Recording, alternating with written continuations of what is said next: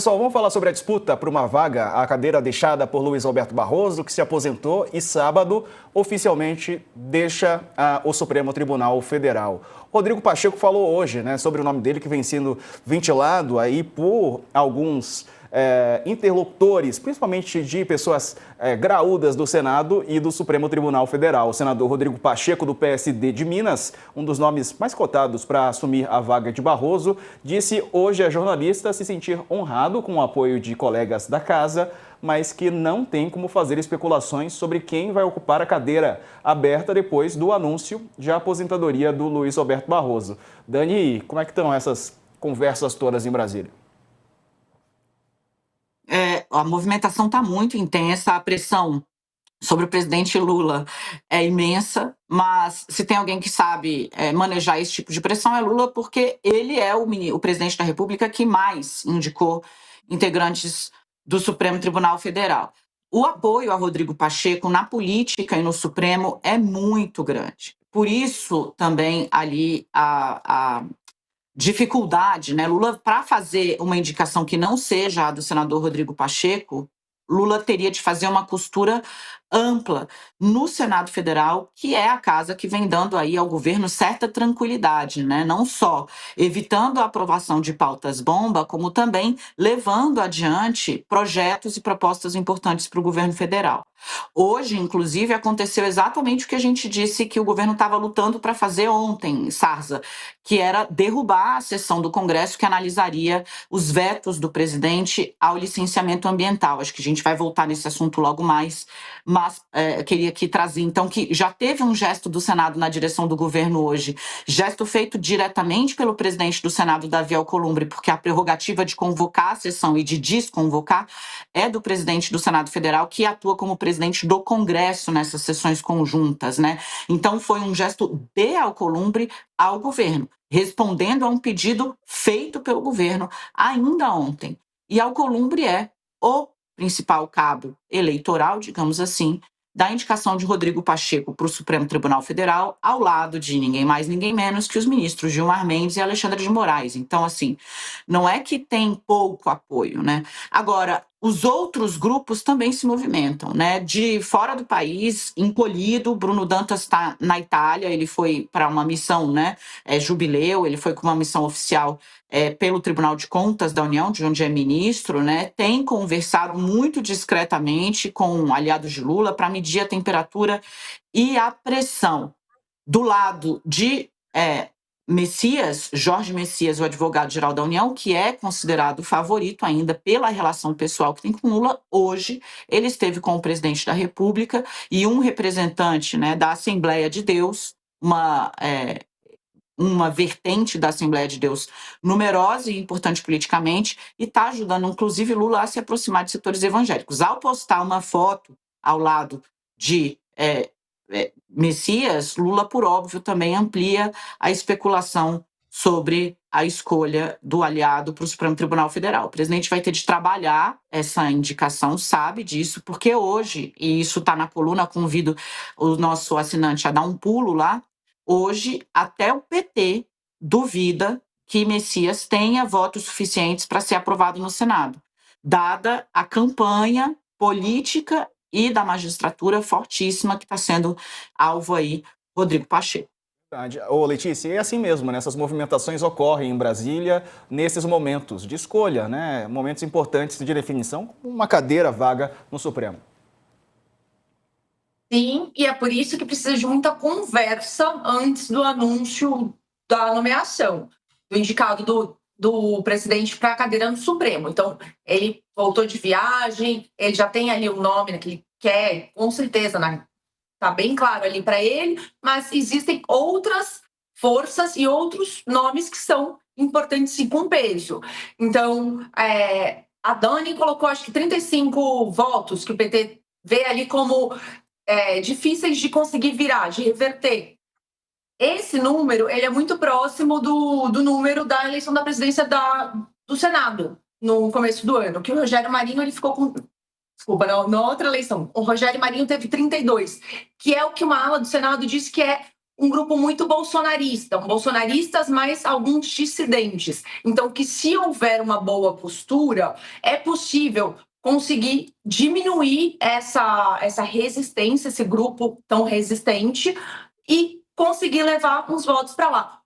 Por trás da indicação, não é uma questão só de indicação, mas por trás disso, essas conversas também sempre têm outros tipos de compensação. Então, se o Lula consegue chegar num acordo do tipo, olha, eu realmente, de fato, quero o Messias, vou indicar o Messias, mas eu consigo compensar o Senado com outras coisas, consigo chegar num acordo com o Davi Alcolumbre para ele me ajudar a garantir o número que eu preciso para aprovar um nome para o Supremo, dá para fazer, dá para fechar. De novo, é tudo questão política. O Lula sabe jogar muito bem com a política, com esses ingredientes todos.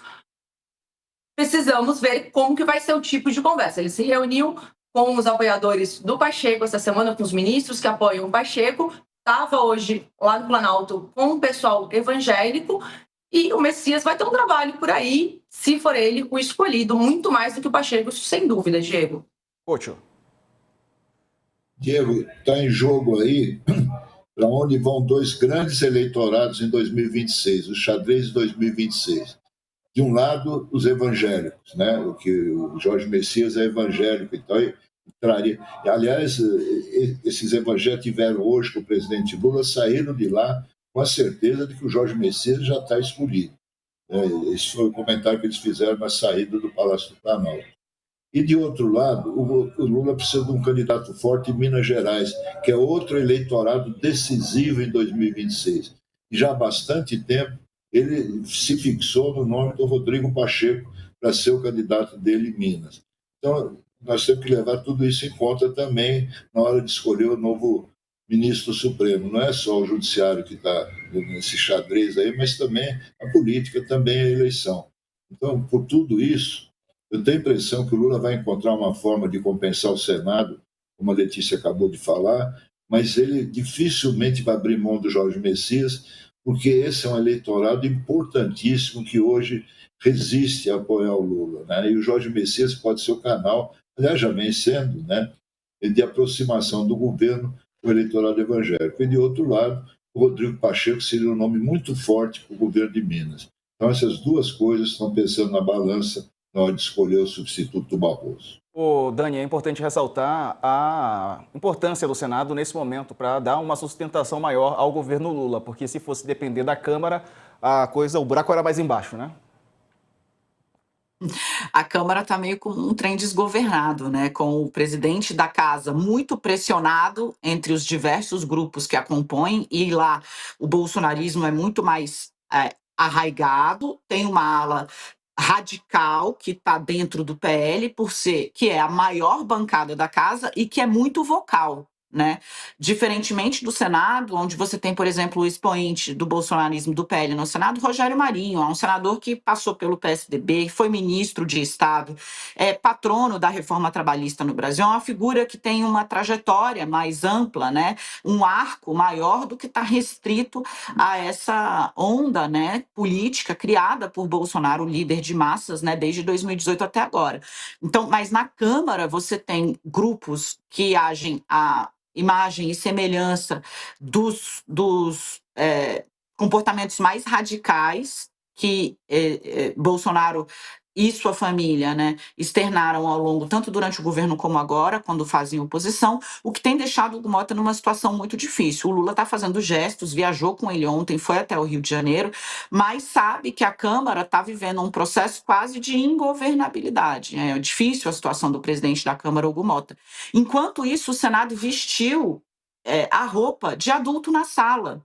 E os senadores gostaram desse papel, né? Então, você tem Omar Aziz, Otto Alencar, Renan Calheiros voltando a dar cartadas importantes na política nacional às vésperas da eleição do ano que vem, onde 2/3 do Senado vai disputar voto, né? Ano que vem você vai votar em 2 senadores, não só em um assinante. Então, o Senado está vendo esse ambiente de maneira mais ampla e vestindo aí a roupa de adulto na sala num momento em que mobilizações, por exemplo, contra a derrubada dos vetos do licenciamento ambiental, a PEC da devastação, virou um assunto ultra falado ontem e o lobby do governo deu certo, saiu de pauta, né? Por quê? Porque está tendo um engajamento público, né? Não agora mais só da direita, mas também de setores progressistas. O Senado está olhando isso e se tornou um aliado importante. Agora, né? Qual é o problema, né? É entender qual seria o tamanho da fratura que, se como o Couto disse, né? Escolhido Messias, o advogado-geral da União, qual o tamanho da fratura que ficaria com o Senado Federal e com o Davi Alcolumbre. Hoje, Davi Alcolumbre, como relatou uma fonte há pouco tempo, né, vale o próprio peso, não em ouro, mas em diamante, para o Palácio do Planalto.